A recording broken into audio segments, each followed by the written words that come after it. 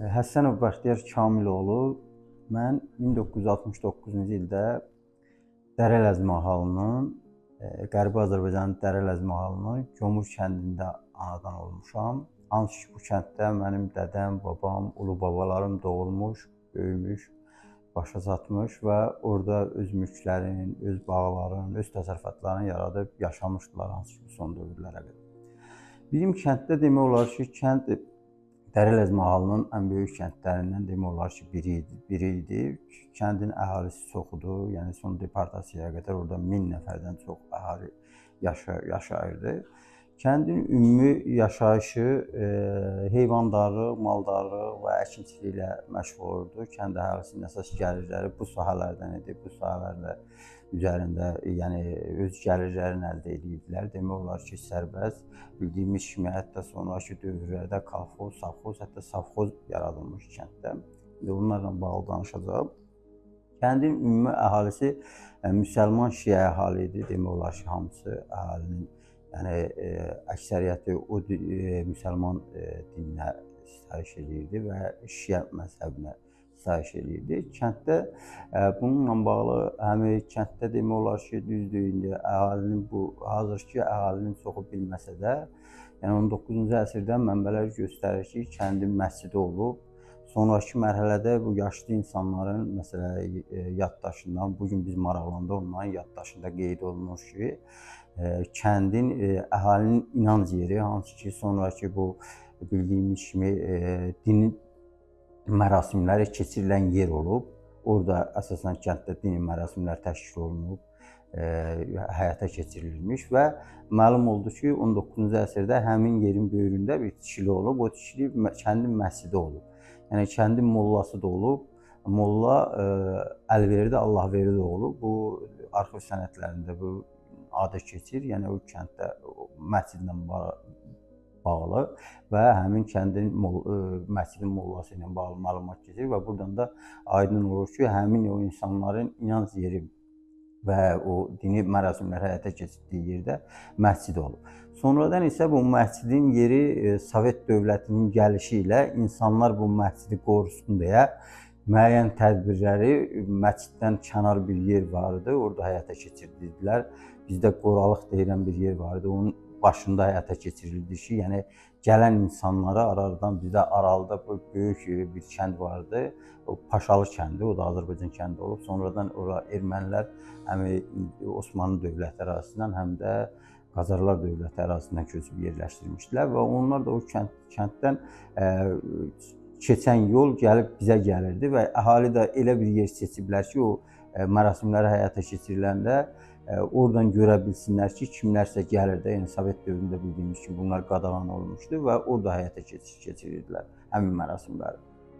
Kənddə ümumilikdə 3 pir var idi, yəni insanların inanc yerləridir. O pirlərin biri Zındırı pir deyirdilər, yəni bu nə ilə bağlı idi? Əhalinin ora böyük inamı var idi, bir köhnə tikinti yeri də var idi, yanında da bir ağac var idi. Əhali əsasən ora öz inancların, Allahdan, yəni Allahdan diləmək üçün və ora gedirdilər və müəyyən üzərlərindən hər hansı bir əski parçasını kəsib ora bağlayırdılar. Yəni öz inanclarının belə qəbul olunmasını düşünürdülər və ona görə də orada o qədər köhnə parçalar yığılmışdı ki, ağacın üstünə və ona görə də oranın adı Zındırı pir kimi qalmışdı.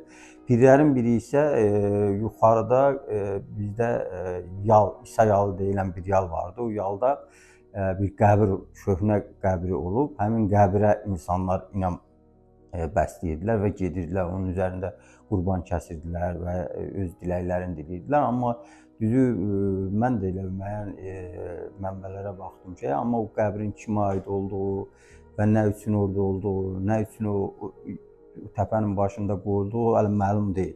Bu gün də məlum deyil. O vaxtda insanlardan, məsələn, yaşlı insanlardan da soruşanda dədə-babalarımızdan gələn bir adət kimi elə bil onu saxlamışdılar və ora inam yaranmışdı, inanc yaranmışdı. Və bir də pir kəndin başqa bir tərəfində bir pir vardı, orada da inam vardı və bir də bizdə çay ocağı deyilən bir ocaq vardı ki, əhali o ocağa çox böyük inamı vardı, amma bütün qurbanları da o ocağa aparırdılar, o ocaqda kəsirdilər. Hətta o ocağa indi biz dediyimiz pul da qoyurdular və ya qızıl əşyası da qoyurdular. Yəni insanların o niyyətindən asılı olaraq nə niyyət eləyibsə, o niyyətin qəbul olunması üçün o ocaqdan istifadə edirdilər və gedirdilər o ocağa. O da çayın kənarında, yəni ora Ağda çayı da, bəzən mənbələrdə Gömür çayı da deyilir. Məsələn, Cabut kəndinin böyründən keçdiyi üçün bəzən Cabut çayı da deyilir, ancaq əsasən mənbələrdə Ağda çayı kimi keçir. Ən çox mənbələrdə həmin çayın kənarında idi. Yəni kənddən aşağı da yerləşirdi. Ağda kəndi də ora yaxındır. Cabut kəndi. Elə bir 3 kəndin mərkəzi bir yerində həmin ocaq yerləşirdi və o 3 kəndin əhalisi də o ocağa inamı vardı və ocağa gəlib gedirdilər və öz niyyətlərinin qəbul olunması üçün niyyət tutduqları və yaxud qurbanı orada kəsirdilər və yaxud hər hansı bir əşyanı ora qoyurdular və bununla da öz inanclarının qəbul olunduğunu düşünürdülər. Ona görə də əhalinin ümumi orada 3 kənd vardı. O 3 kənd həm Ağda, həm Cabut kəndi. Düz Ağda kəndindən Cabut kəndi, Gömür kəndindən balaca idilər. O bir savxozda birləşmişdi o 3 kənd. Yəni savxozun da mərkəzi Gömür kəndində idi. Demək olar ki, Gömür kəndində o yaşayış obyektləri yəni çoxdur. Orada hamam da vardı, yeməkxanası da vardı, mədəniyyət evi də vardı. 2-3 dənə məktəbi vardı. O köhnə məktəb deyirlər, 2 dənə köhnə məktəb idi, bir dənə yeni məktəb tikilmişdi. Yəni o yeni məktəb tikiləndə 80-cı illərdə tikildi. Mənim yadımdadır. Mən 10-cu sinifi o məktəbdə oxudum. 9-cu sinifdə oxuyanda 8-9-cu sinifdə artıq məktəbin tikintisinə başlamışdılar. Orada işləyən ermənilər gəlirdilər. Bizim cəmaətdə biraz bunlarla həmişə döyürdülər, savaşırdılar, hətta çoxunu qovmuşdular, heç çoxu gələ bilmirdi. Neçə dəfə polislər gəldi nə. Amma ona baxmayaraq həmin ermənilər həmişə insanları qıcıqlandırmaq üçün deyirdilər ki, bu məktəbi biz sizə tikmişik, özümüzə tikirik. Ancaq düzdür, əhali o vaxt biz də başa düşmürdük ki, bunlar nə deyir. Yəni 80 neçənci illər idi, SSRİ-nin dövrü idi. Hələ heç yenidən qurma 85-ci ildə başladı, hələ onda heç başlamamışdı. Amma sonradan məlum oldu ki, ermənilər hər şeyi öncədən planlaşdırıb, hətta o dövr Sovet dövlətinin köməyi ilə də o məsələlər planlaşdırıb və sonraki deportasiyada bunu göstərdi ki, həqiqətən onlar bilirmişlər ki, nələr baş verəcək. Yəni o səviyyədə hətta bir işçi erməninin məlumatı var imiş ki, sonraki proseslər necə baş verəcək. Amma əhali deməli Gömür kəndində yaşayan əhali bayaq dediyim kimi əsasən təsərrüfatla keçinirdi. Kəndin böyük ərazisi var idi, həm otlaqları vardı, həm yaylaqları vardı. Qışlaq, yaylaq yeri vardı. Çünki insanlar heyvan o qədər çox idi ki, mal heyvan insanlar istər-istəməz yay vaxtları baxmayaraq ki, kənd dəniz səviyyəsindən 2000 metr hündürlükdə yerləşən bir kəndidir.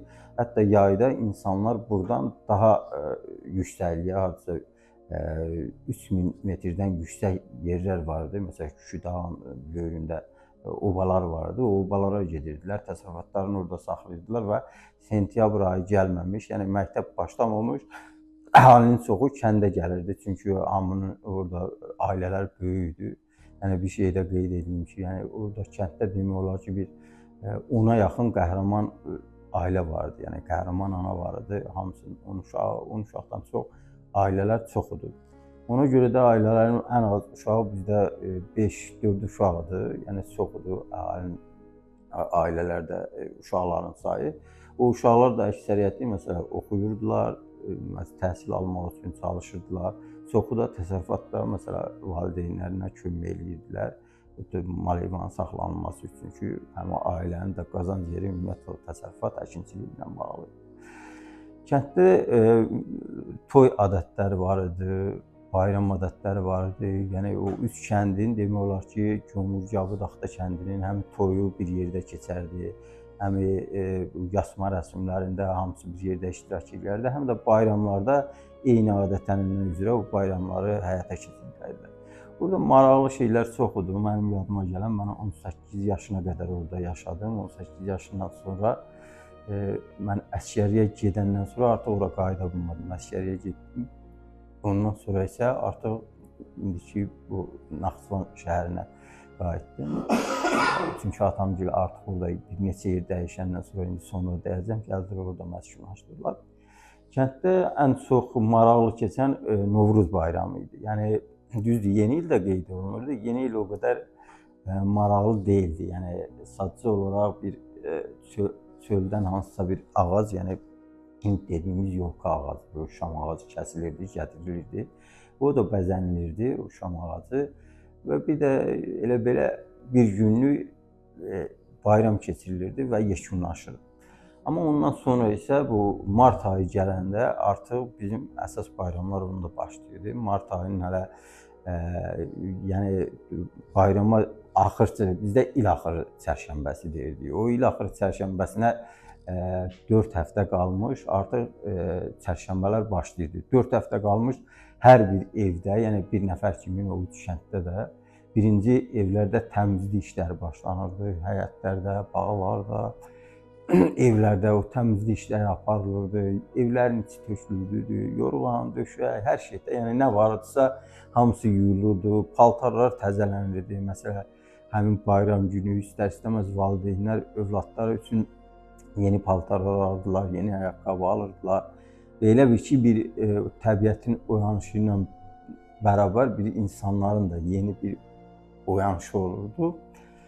O bayramlarda çox maraqlı adət-ənənələri vardı. Deməli, bu hazırlıqlardan sonra artıq bayrama 1-2-3 gün qalmış, qohumlar, bir neçə ailə birləşirdilər. Yəni bir-birə kömək eləmək üçün qadınlar ayrı-ayrı yeməklər hazırlayırdılar, ayrı-ayrı çöçələr hazırlayırdılar, nə bilim, paxlava, şəkərbura və digər şirniyyatlar hazırlayırdılar ki, əhalinin, yəni o uşaqların, yəni qonşuların, qohumların bir yerə gəlməsi üçün, orada istifadə etməsi üçün onları hazırlayırdılar bayrama və bayram il axır çərşənbəsi ilə başlayırdı. İl axır çərşənbəsində demək olar ki, buna tək ailə yox, uşaqlar da hazırlaşırdılar. Mənim yadımda biz onda balaca uşaqdıq, bir çox oyunlar vardı. Biz onları oynayırdıq həmin bayram ərəfəsində. Onunla bərabər də biz şar deyirdik ona. Belə bir şey hazırlayırdıq. Yəni köhnə əskilərdən, yəni köhnə paltarlardan bükürdük və onu məftillə, yəni məftillə möhkəm sarıyıb onu neft, ağ neft deyildi və ya salyarka, onun üzərinə qoyub gözləyirdik. Bir 2-3 gün o bütün çəkirdi canına, bir də onu gətirib sıxırdıq və həmin gecə o şarı yandırırdıq. Elə olurdu ki, o şar 1-2 gün elə əlimizdə oynadırdıq, yəni atırdıq göyə, hər yerə. Yəni belə çox sevinirdik. Baxırdın kəndin hər yerinə, həmin vaxtda elə bil ki, çox maraqlıdır ki, yaşlı insanlar da düzdür. Bir neçə dəfə mal-heyvana təsərrüfata ot yığırdılar, otlar da yanır deyildi. Ancaq buna baxmayaraq bu bayramda o yaşlı insanlar heç vaxt uşaqlara mane olmurdular. Sadəcə olaraq elə bil ki, hazır vəziyyətdə gözləyirdilər ki, bu bayramı uşaqlar istədiyi səviyyədə keçsinlər və hər hansı bir hadisə olardı, köməkli məsələn o yanğını söndürürdülər və yaxud nələrsə həyata keçirdilər. Yəni orada bir maneçilik törətmirdilər. Uşaqlar istədiyi oyunları oynayırdılar, eləyirdilər və bayram axşamı gələndə artıq bayram axşamı niyyətlər tutulurdu. İnsanlar öz niyyətlərini həyata keçirmək üçün ayrı-ayrı şeylərdən istifadə edirdi. Məsələn, gənc insanların özlərinin istəyi var idi, yaşlı insanların özlərinin istəyi var idi. Şansı o istəklərə uyğun adət-ənənə var idi. Məsələn, gənc qızlar və yaxud gənc oğlanlar ailə qurması ilə bağlı, nə illəsə bağlı orada müəyyən mərasimlər vardı, həyata keçirdilər. Məsələn, qabın içinə nəsə iynə atırdılar və yaxud üzüyü atırdılar və başqa-başqa şeylərdən və yaxud bulaqdan səhər-səhər götürülən daşlar vardı. Məsələn, orada su təmizləmə, hamı elə bir nəfər kimi gecə çox adam yatmırdı. İndi uşaqlar çıxmaq şərti ilə uşaqlar orada yatırdı, eləsi yox. Amma əhalinin əksəriyyəti yatmırdı səhərə qədər, oyaq qalırdı həmin il axırı çərşənbəsi və səhər tezdən bulaq başına çıxırdılar və bulaq başında yuyunurdular. Bir növ elə bil ki, təmizlənirdilər. Köhnə ilin o keçmişin elə bil ki, keçmişdə qoyurdular və onu yeni illə əvəz edirdilər. Tam yuyunurdular, ayaq üz. Ondan sonra da həmin gündə yuyunmaq da lazımdır ki, yəni ki, bu köhnə ilin nə ağrısı, acısı, xəstəliyi nə var? Bir növ insanların təfəkküründə belə idi ki, o köhnə ilə buraxılır, yuyunur və insan bədənindən çıxır o ağrı azı və belə adətlər çox idi. Yəni bayramlar da belə çox şən bir vəziyyətdə keçirilirdi. Ondan sonra dediyim kimi insanların əsas o fəaliyyət sahəsi təsərrüfat idi və uşaqlar da çoxu da çalışırdı ki, orada o təsərrüfat işləri də çox ağır olduğu üçün çoxu oxuyurdu, çalışırdı orada.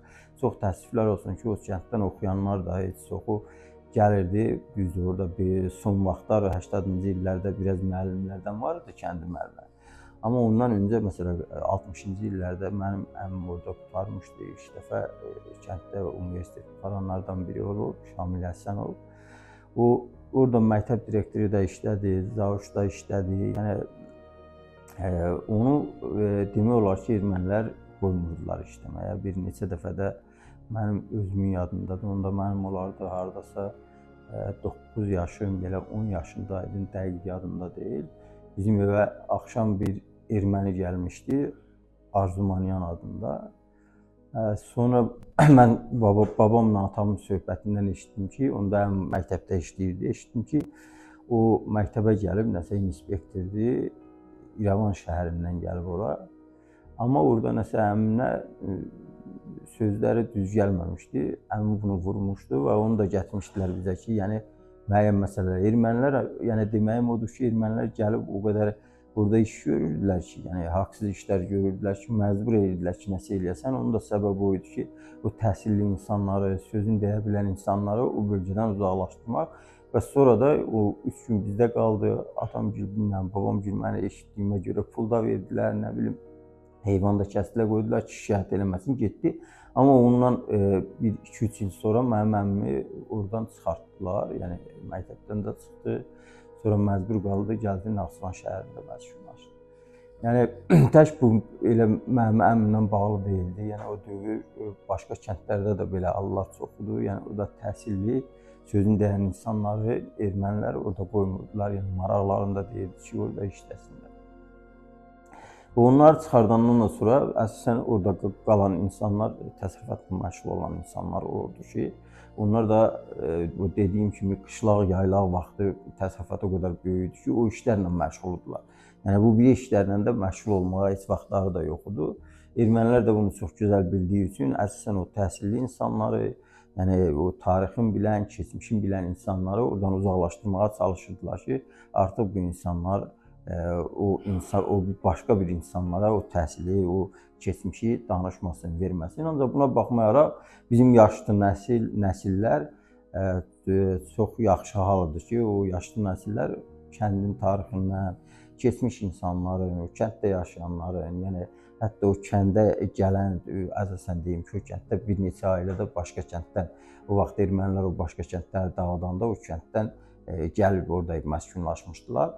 Demək olar ki, Dərələzdə əhalinin böyük bir hissəsi bir-birindən qohumdur. Baxmayaraq bu və ya digər formada qız veriblər, qız alıblar, nə bilim, hər hansı formada qohum olublar. Ona görə də o başqa kəndlərdən də gələnləri elə sərbəst qəbul olunmuş və orada bir neçə 4-5 kənddən gələn insanlar da vardı ki, mənim yadıma gələn çoxu 19-cu əsrdə gəlmişdilər. Məsələn, 20-ci əsrin əvvəllərində, hətta SSR dövründə də gələn olmuşdu, orada məskunlaşıb yaşamışdılar.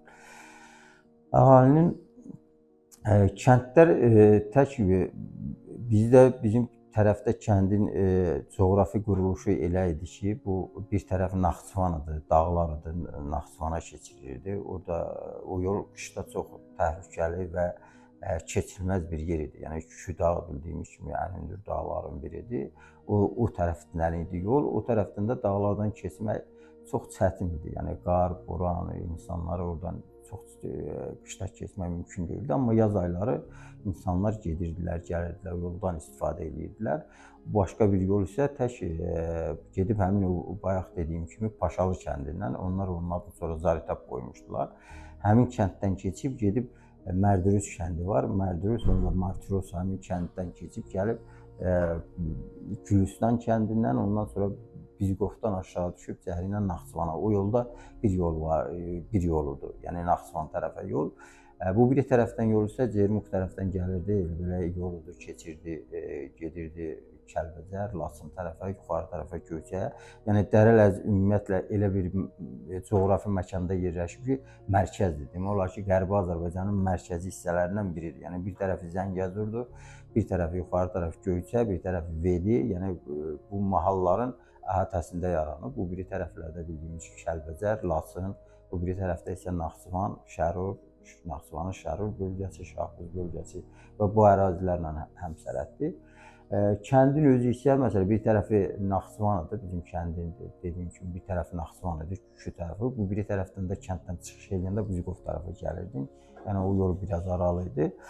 Kəndin böyük ərazisi var idi, yaylaq otlaq əraziləri, qışlaq əraziləri. Yəni bu ərazilərdə demək olar ki, ümumi ərazi var idi, əhalinin ümumi istifadə elədiyi ərazi. Kənddən o dövrdə mənim yadımda 80 neçənci illərdə bir neçə sürü heyvan çıxırdı. Hadisə hər bir sürüdə demək olar ki, 500, 600, bəlkə də 1000-ə yaxın heyvan çıxırdı kənddən, yəni əhalinin heyvanı. O da növbə ilə çıxırdı və aparırdılar həmin otlaqlara, ümumi otlaqda otlayırdı.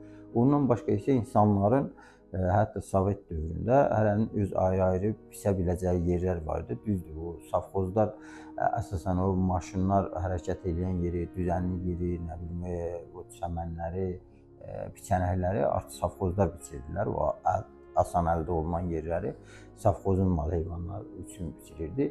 Kənd əhalisi isə dağlarda, əsasən o çətin keçid yerlərdə elə yerlər vardı ki, ora maşın getmirdi və insanlar min bir əziyyətlə otu biçirdilər. Onu bağ, xorum, bizdə xorum deyirdilər, sonra 2 dənəsini bağlayırdılar, bağ deyirdilər. Yəni otu bir yerə yığıb bağlamağa bağ deyirdilər. Həmin o bağlar vasitəsilə hər hansı bir vasitədə dağdan və yaxud at, eşək vasitəsilə və yaxud insanların özləri və onun maşın gəlib çatan yerə qədər gətirirdilər və orada toplayırdılar. Ondan sonra isə kəndə gətirirdi. Mənim yadımda çox vaxt elə olurdu ki, o təbiət elə idi ki, çox vaxt orada insanlar çatdırmırdılar hətta otu gətirməyə. Qar yağırdı bir də vaxtın. Gözlənilməyən vaxtda sentyabr, oktyabr ayları artıq qar hər yeri bağladı, ot qalırdı çöldə. Belə şeylər də olurdu. Yəni deməyim o ki, çox çətin bir vəziyyətdə insanlar yaşayırdı. Amma bu SSR dövründə də, yəni SSR dövrü idi, ancaq ona baxmayaraq o dediyim kimi təhsilli insanlar da vardı. 60-cı illərdən sonra demək olar ki, o dediyim kimi mənim əmim 69-cu ildə təhsil almışdı. Ondan sonra isə kənddə demək olar ki, bir 10-15 nəfər 80 neçənci ilə qədər ali təhsil aldı və gəldi orada müəllim, bir neçəsi müəllim işlədi. Onların bir neçəsi də getdi. Yadımdadır o vaxt bizdən bu Naxçıvana gələnlərin biri də elə o vaxt SSR-nin dövründə orada müdafiə elədi. Onlar da o vaxt çıxdılar. Yəni ermənilər dediyim kimi sıxışdırırdı əhalini, imkan vermirdi.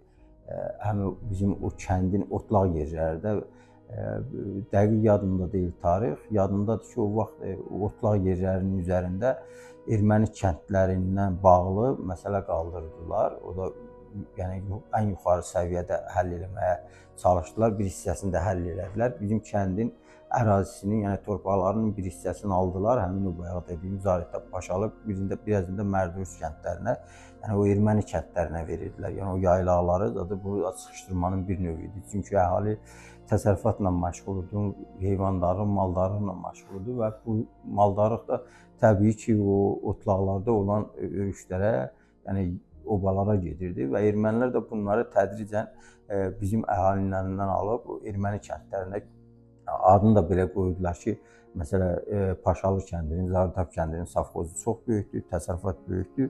Ona görə də bu ərazilərin ora verilməsi lazımdır ki, o təsərrüfatlar yaşasın. Və ona görə də o kəndin, o dediyim kimi, otlaq sahələrində əlindən alırdılar və əhalinin də ciddi vəziyyət çətinləşdiyi üçün mənim yadımda 60-cı illərdə bizdən artıq 60-70-ci illərdə bir neçə ailə köç elədi. Yəni o dövrdə hətta atam da indi sağdır. Atam o vaxt 80-cı illər idi. Bir qrup kənd əhalisi yığışıb gəlmişdilər. O vaxt Qazağın Zəfərli kəndinə gəlmişdilər. Orada yer axtarırdılar. Qarabağa da getmişdilər. Yer axtarırdılar ki, məskunlaşmağa. Hələ bu 80-cı illər idi. Mənim yadımdadır. Çünki ermənilər artıq 80-cı illərdə bildiyimiz kimi daha sərt davranırdılar. O bayaq dediyim kimi, əmin 70-80-cı illərdə o otlaq sahaları insanların əlindən alınırdı. Bu da məqsədli bir şeydir. Dövlət idi, SSR kimi bir dövlət idi. Yəni dövlət əhalini də qorunmurdu. Qorunmamaqla bağlı da həm də qərarları ilə verirdilər ki, əhalinin sıxışdırılması üçün birbaşa həmin qərarlar əhalinin oradan sıxışdırıb çıxarılmasına xidmət edir. Çünki kənddə bu təsərrüfatla məşğul olan əhalinin əlindən otlaq sahələrini alandan sonra artıq əhalinin yaşamaq üçün orada heç bir əsas yox idi. Çünki iş yerləri yox idi, zavod yox, fabrik yox, hərənin 10 uşağı, 7 uşağı və bunun yaşaması üçün də təsərrüfat vacibdir və onlar da onu bildiyi üçün məhz o sahədə sıxışdırıb əhalini oradan çıxardırdılar. Və sonunda isə nəticədə bildiyimiz kimi bu 88-ci il hadisələri, yəni 87-ci ildən bildiyimiz kimi bu hadisələr başladı. Əsasən onu demək olar ki, 85-də Qarbaçovun gəlişi ilə sonra Ulu Öndər mərhum prezident Ulu Öndər Heydər Əliyevin mərkəzi komitədən sıxışdırıb çıxarılması ilə proseslər daha da sürətlənməyə başladı və bu Qarabağdakı hadisələr istər-istəməz o əhaliyə də, yəni Qərbi Azərbaycanda yaşayan əhaliyə təsir elədi və biri də bizim kənd idi. Bizim kənd böyük idi, həm də bizim kənd elə bir coğrafi yerdə yerləşirdi ki, ora gəlib getmək də çətin idi. Həm də o kəndimiz 1905-ci illərdə, 6-cı illərdə də məsələn ətraf kəndlərlə bir yerdə, o kəndlər elə bizim kənddə kəndin əhalisi qurulmuşdu. 48-55-ci il deportasiyalarında bizim kənddən heç kimi çıxarda bilməmişdilər. Neçə dəfələrlə gəliblər, hətta dövlət səviyyəli, ancaq kənd buna etiraz edib, ayağa qalxıb və heç kim də oradan bir nəfər də olsun çıxmamışdı. Amma sonraki proseslər, yəni 55-dən sonraki proseslərdə istər-istəməz əhalini sıxışdırırsa, əhali bir neçə nəfər, məsələn, bir neçə ailə demək olar ki, 85-ci ilə qədər artıq kəndi tərk eləmişdi. Bir 10-a yaxın ailə kəndi tərk edib Naxçıvana və yaxud başqa yerlərə, Azərbaycanın başqa yerlərinə gəlib yerləşmişdilər. 87-ci illərdə bu hadisələr başlayanda mən onda 10-cu sinifdə oxuyurdum. Mən demək olar ki, 87-ci ilin son aylarında doğum üçün məni əsgəriyə aparmırdılar. Onda mən müraciət elədim ki, qurtarmışdım orta məktəbi, amma instituta girə bilməmişdim. Ona görə də müraciət elədim ki, əsgəriyə getmək istəyirəm. Və məni dekabr ayının 14-də yaşım tamam olandan bir neçə gün sonra apardılar. Mən onda çıxdım kənddə.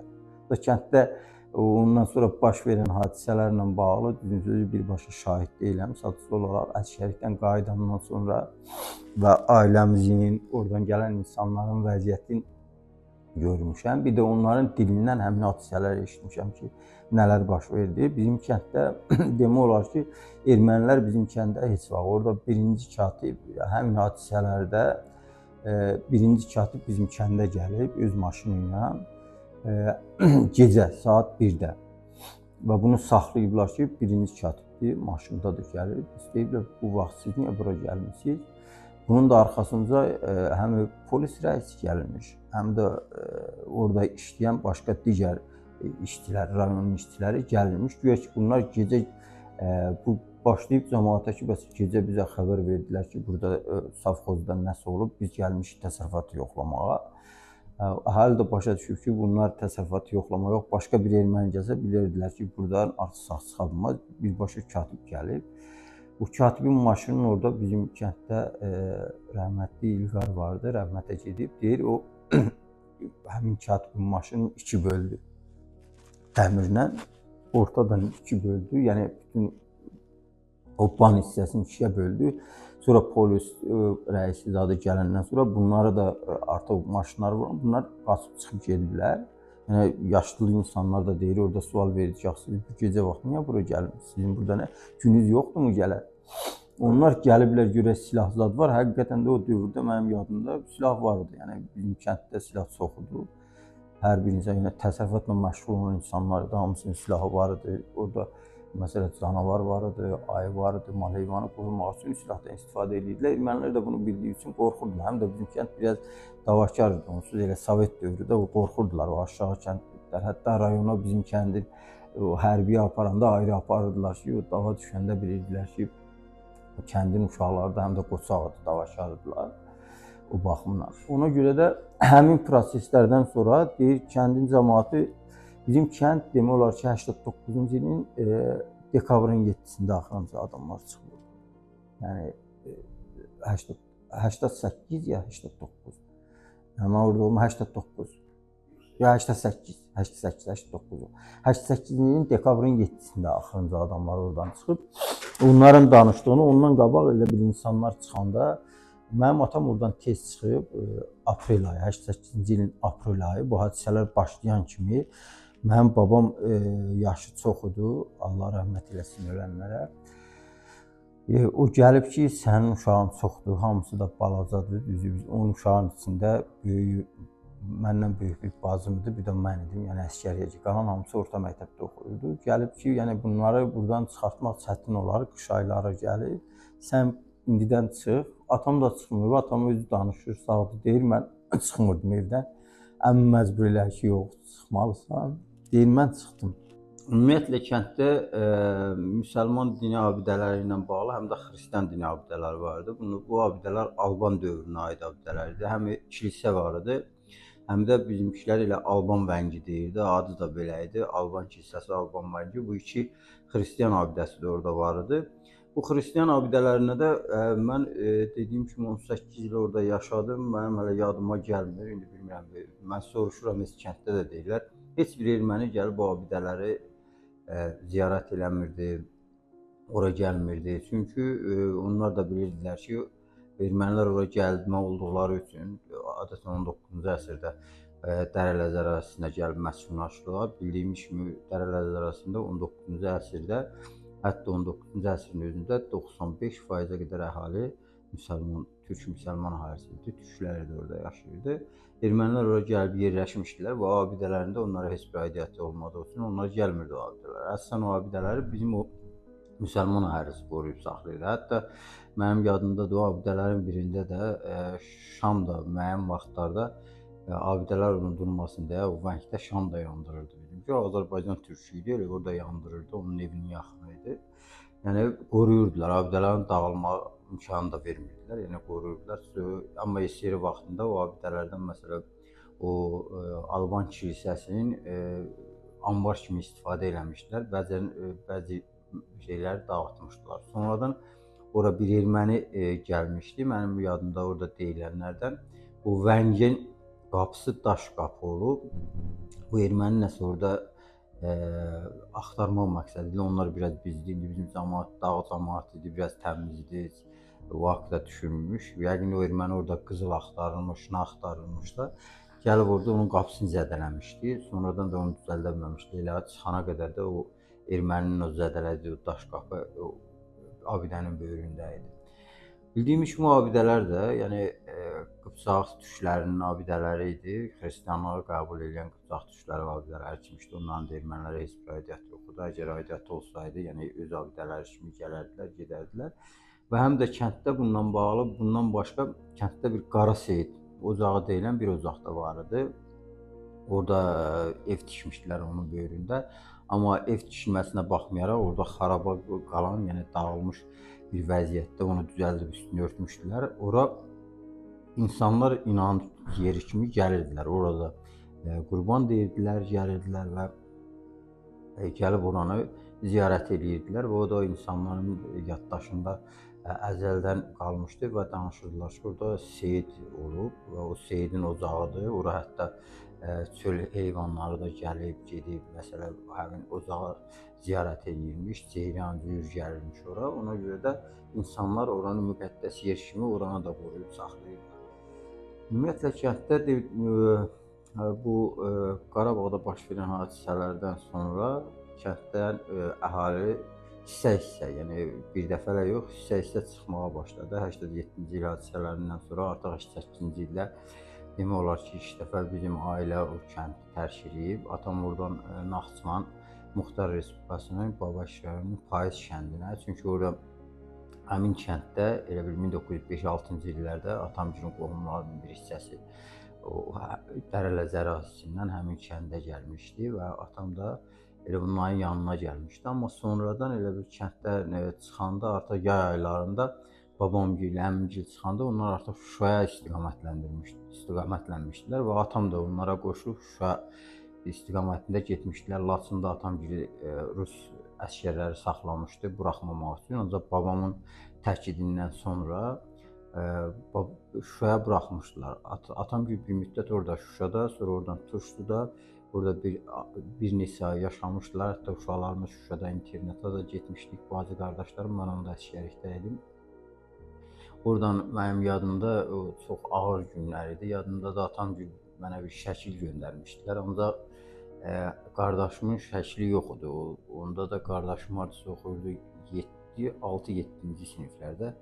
Mən həqiqətən əsgərlikdə çox həyəcanlandım. Hətta məktub yazdım. Məktub gedib gəlməyi də gec idi. Atam bir yerdə dayanmırdı. Mən yazdım ki, bəs qardaşımın şəkli hanıda, qardaşım hardadır? Onda da o vaxt qardaşımı Şuşadan göndərmişdilər Krıma Artek düşərgəsinə. Oradan sonra demişdilər, qardaşım mənə məktub yazmışdı, bildim ki, sağ-salamatçılıqdır. Sonra oradan atam Ağdama, orada Ağdamdan Şamaxıya, Şamaxıdan Bakıya və Bakıdan yenə də bir daha Naxçıvan Muxtar Respublikasının indi keçmiş Babək rayonu, indi Kəngərli rayonu Əznəbürd, keçmiş adı indi də Salxanqala kəndinə məskunlaşmışdı. Və mən əsgərlikdən qayıdanda həmin Salxanqala kəndinə gəldim. Gəldim ora, atam gilə. Mən ora gələndə mən əsgərlikdən gəlirdim. Görmüş ki, əsgərlikdən gələnin də ailə sevinir, sevinci içindədir. İndi ailəmiz də artıq vətəni tərk eləmişdilər, çətin dövrlər idi. Gəldim burada yerləşəndən sonra yenə də ermənilərin artıq həmin dövrlərdə Naxçıvana müəyyən baskıları var idi. Bildiyimiz kimi qatar yolu işləyirdi çox çətinliklə. Düzdür, mən təyyarə ilə getdim Gəncədən ora. Amma qatar yolunda çox çətinlik vardı. Ermənilər qatarları daşlayırdılar, şüşələri sındırırdılar. Yəni qatarların işləməsinə maneçilik törədirdilər. Və həmin hadisələrdən sonra artıq 89-un sonu gəldim. Artıq 90-cı ildə demək olar ki, artıq ermənilərin bu və ya digər formada Azərbaycan türklərinə qarşı baskıları başladı, hücumları başladı. İstəyir Ermənistandan keçən qatarlar olsun, istəyir sərhədlərdə olsun. Və bizim yadımızda həmin dövrdən başlayaraq biz kənddə elə bizim də kəndin bir tərəfi, yəni uzaq da olsa, dağlıq hissəsinin bir tərəfi Ermənistanla indiki Qərbi Azərbaycanla indiki Ermənistandan həmsərhəddir və oradan çıxıb dağlarda gözləmək üçün bəzən gənclər yığışırdı, böyük gecələr gedirdi və dağlarda gözləyirdi ki, ermənilər gələr, silahlıdırlar, ruslar bunlara kömək edir. Və belə keçdi. Hətta orada müharibə dövründə məsələn Sədərəyə hücumları olurdu, Şadaya vururdu, yadımdadır Buzqova olurdu. Məsələn biz də gedirdik, düzdür, bizləri buraxmırdılar o aktiv döyüşlərə, amma hər halda insan idi. Gənc idik, mən deyildim, çoxudur, gedirdik, məsələn, saxlayırdılar ki, yox, hələ sizi qabağa getmən, qabaqda var döyüşçülər və bizləri saxlayırdılar, amma hər halda gedirdi. Hər elə bir şey, hamı öz borcunu yerinə yetirməyə çalışırdı ki, düşməndir, məsələn, ermənilər də hücum edir, gəlir. Ondan sonra mən orada mədəniyyət evində bədii rəhbər düzəldim, işlədim 90-cı ildə.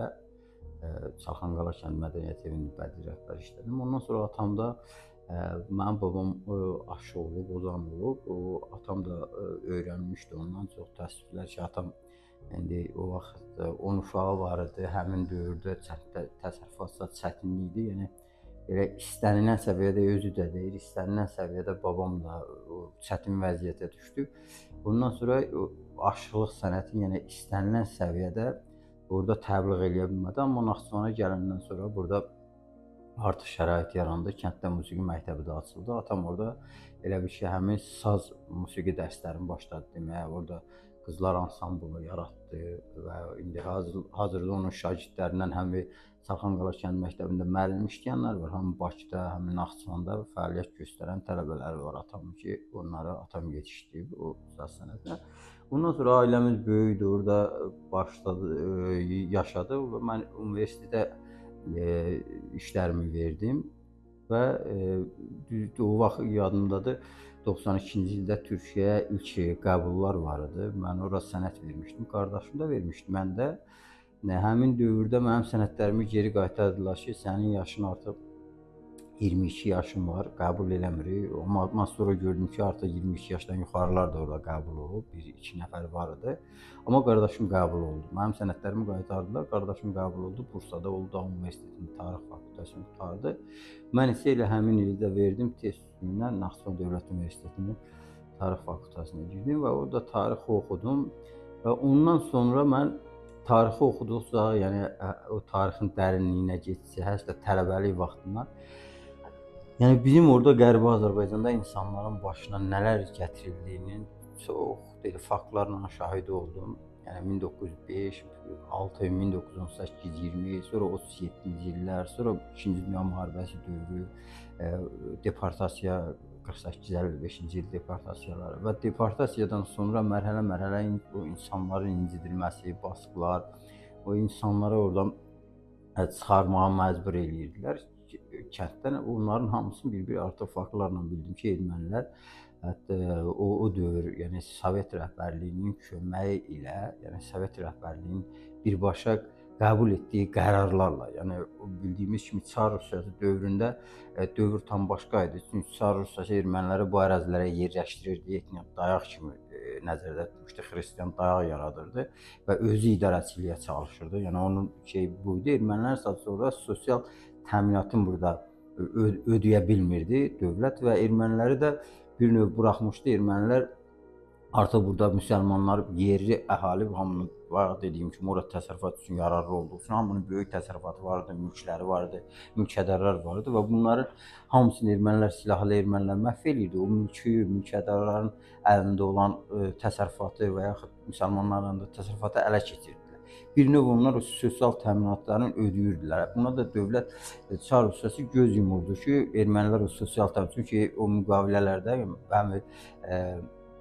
Türkmənçay müqaviləsində, həm də 28-də Türkmənçay, 29-da Ədirnə müqavilələrin şərtlərinə görə Qacarlarla Osmanlı dövləti ilə bağlanmışdı.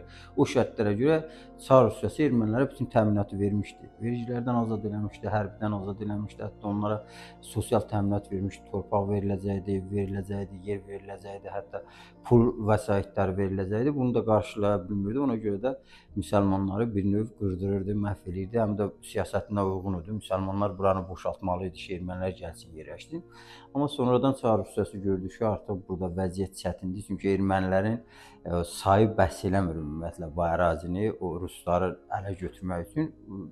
19-cu əsrin sonunda yeni bir qərar qəbul edildilər köçürməklə bağlı, pravoslavların köçürülməsi. O Malakanlar ki, indi buralarda var. O vaxtdan gələnlərdə o da baş tutmadı. Yəni ki, tam həyata keçirə bilməsələrdən niyyətlərini. Amma bir çox hallarda buna nail oldular. Çünki o Ermənistan dövlətinin yaradılması da burada, o Qərbi Azərbaycan torpağında elə məhz ona xidmət edirdi və ona da nail oldular. 1905-ci il hadisələrini törətdirdilər qırğınlar. 1918-ci ildə artıq orada Ararat Respublikası elan olundu və o Ararat Respublikası elan olundu 9000 kvadrat kilometr ərazidə, yəni Qərbi Azərbaycan 9000 kilometr, İrəvan və onun ətrafı.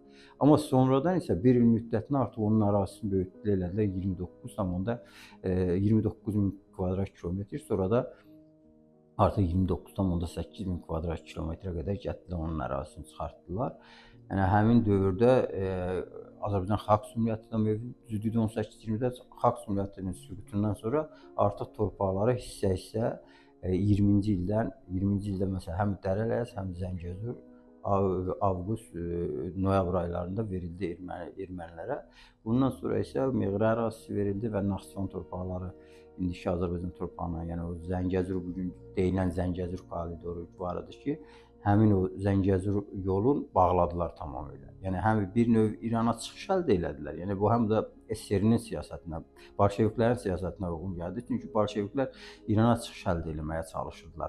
Hər hansı bir vasitə ilə ki, İranla sərhəd yaratmaq istəyirdilər. Və onu da Ermənistan vasitəsilə, ermənilər vasitəsilə əldə elədilər və bir növ ora çıxışı təmin elədilər. Yəni İkinci bir tərəfdən də ermənilərin maraqlarına xidmət edir ki, ermənilər Naxçıvanı blokada vəziyyətinə saldılar. Naxçıvanı da istəyirdilər ələ götürsünlər. Ancaq təbii ki, orada Qars müqaviləsi bağlandı, müəyyən Türkiyənin müdaxiləsi oldu bəzi məsələlərə görə onlar ermənilərə həm də Naxçıvanda onlara qarşı güclü müqavimət olduğu üçün həm dəstəyi var idi Türkiyə tərəfindən, həm də Naxçıvan əhalisinin güclü müqaviməti məsələn bunun qarşısını aldı. Naxçıvanı ələ keçirə bilməli və Muxtar Respublikasının bu gün də blokada halındadır. 100 neçə ildir ki, Naxçıvan həmin blokada halında yaşamağa məcbur oldu. Ermənilər bu siyasətdən sonra bu bildiyim kimi artıq 88-ci ildə baş verən proseslərlə son deportasiyanı yekunlaşdırdılar. Yəni əhalini tamamilə oradan çıxartdılar. Həmin o çıxan əhalinin də elə biri bizim kəndidir. Kəndin indi əhalisinin dediyinə görə, öncə də dediyim kimi mən o hadisələrin şəxsən iştirakçısı olmasam da, yəni deyilənlərdən vəziyyətlə bağlı orada vəziyyəti gördük ki, nə yerdədir. Əhali hissə 2-3 hissə çıxıblar. Hissə tez çıxanlar olub, ortada çıxıblar. Bir də 8 dekabrın 7-sində çıxanlar var ki, bir neçə ailə, hardasa bir 10-a yaxın ailə. Biz 10 ailədən də ora belə demək olar ki, bizdə çox uşaqlı idi. Aşağısı bir 70-80 nəfər deməkdir 10 ailə. Yəni az deyil belə. Həmin insanlar elə bir ki, bizdə də dağlarda qar 1 metrdən az qar tapa bilməzdin ən düz yerdə. Dağların aşırımları çox təhlükəli idi, tar olurdu, insanlar məhv edirdi.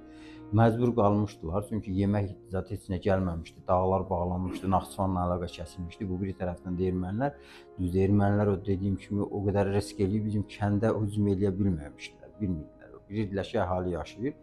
Amma da əhali açsız da qala bilməz, yaşamalıdır. Məcbur qalıb gecə ilə yox, elə gündüzdən dağı aşmışdılar.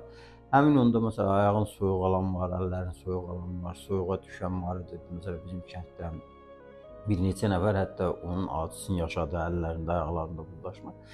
Və çox əzab vəziyyətdən gəlib Şuşa kəndinə çıxıblar. Şuşa kəndindən də sonra Naxçıvana gəlmişdilər. Ondan da sonra demək olar ki, həmin o kəndin əhalisi, Gömür kəndinin əhalisi bu dəqiqə Azərbaycanın bir 15-20 bölgəsində məskunlaşıb. Yəni az olsa Şəkidən tutmuş, nə bilim, Qubadan tutmuş, Xaçmaz, Xudat, beləsinə Naxçıvan, Naxçıvanın bütün rayonları demək olar Şahbuz, nə bilim, Şərur, Ordubad, Culfa hər yerində var da, yəni dağılıb əhali, yəni dediyim kimi 1000 nəfərdən çox əhali idi. 385-də təsərrüfat idi, yəni mövcud olan təsərrüfat. O da dağılıb hərəsi bir tərəfə. Hal-hazırdakı vəziyyət belədir ki, o torpaqlar Qərbi Azərbaycan torpaqları bizim dədə-baba yurdumuzdur. Dərələz bizim babalarımızın yurdudur. Yəni bizim babalarımız orada hər şeyi o vəziyyətə gətiriblər. Malı, mülkü, torpaqları, yəni gətirib tikiblər, yaradıblar, qoyublar. Ermənilər birdən-birə gəlib oturub onun üstünə. Onların da heç bir nə hüquqi əsasları var orada oturmağa onların, nə də mənəvi haqları çatır. Çünki onların olmayan bir şeyin üzərində gəlib otururlar. Təbii ki, o torpaqlara biz qayıdacağıq. Cənab Prezident də 22-ci ildə Qərbi Azərbaycan icmasında, yəni Qərbi Azərbaycan ziyalılarla görüşündə belə bir şey qeyd elədi ki, biz mütləq öz torpaqlarımıza qayıdacağıq.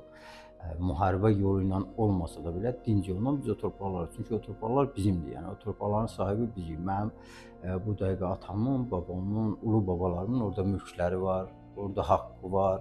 Yəni bu beynəlxalq hüquqda da belə bir şey var ki, varislik məsələsi var. Əgər sənin babanın hər hansı bir mülkü varsa, üzərindən nə qədər keçsə də sən onun varisisən. O sənə çatmalıdır. Çünki varislik hüququ olduğu üçün o torpaqlar da bizimdir, o mülklər də bizimdir. Yəni o bizim biz də o babaların varisləriyik ki, biz o torpaqlara nə vaxtsa gedəcəyik və öz mülklərimizin üzərində öz haqqımızı bərpa eləyəcəyik.